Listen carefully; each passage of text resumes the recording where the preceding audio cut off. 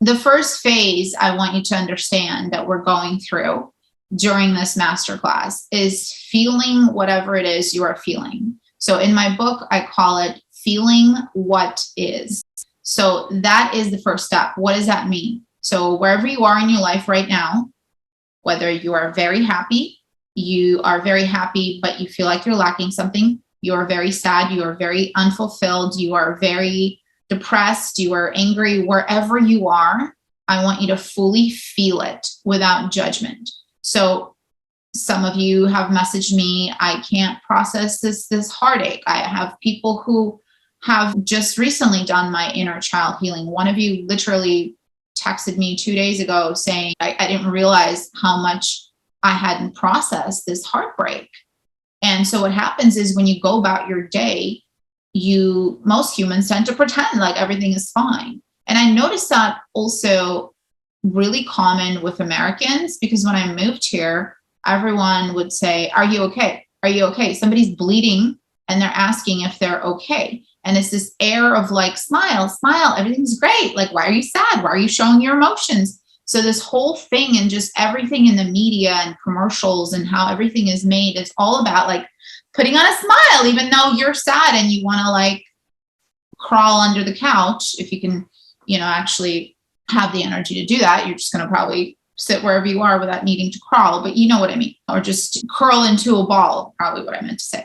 So the first phase is understanding and feeling. So not so much understanding. I want you to think of it as, when I say thinking is overrated. So just absorb the information as you are receiving it without judging, without thinking. So you're going to feel what is. I feel sad. I feel angry. I feel depressed. I don't feel good enough. I feel like a failure. I feel like a victim. So feeling what is and allowing yourself to feel it.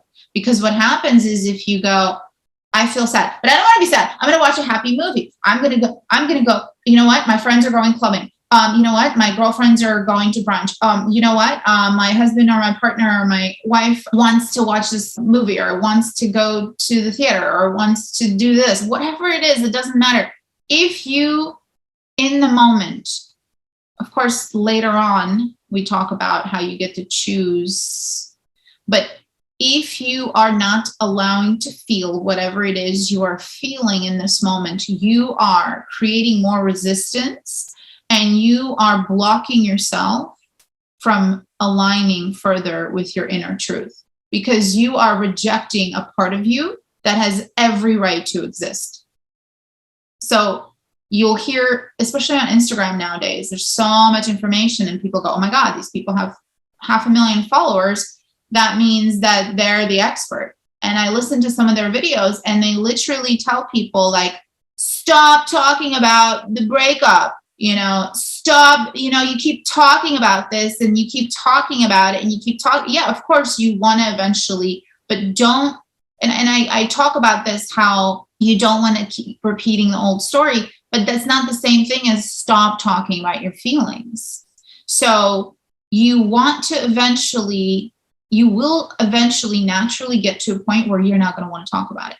When I went through my heartbreak, I had some friends go, oh my God, like how much more are you going to talk about your ex? Like how much more, like, is this guy living rent free in your head? Like people will do these reels, these videos, stop letting people live rent free in your head, raise the rent, evict them, kick them out. I'm not making fun of anyone, but I have to do this voice so that, it's not me. It's separating the character here.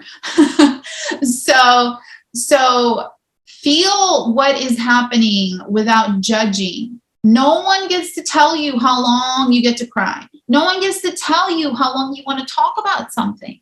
No one gets to tell you. They get triggered because it's hard for them. Maybe they care about you a lot and it's hard for them to witness you in pain, but it's also triggering something within them, especially if they haven't processed whatever they need to process, right?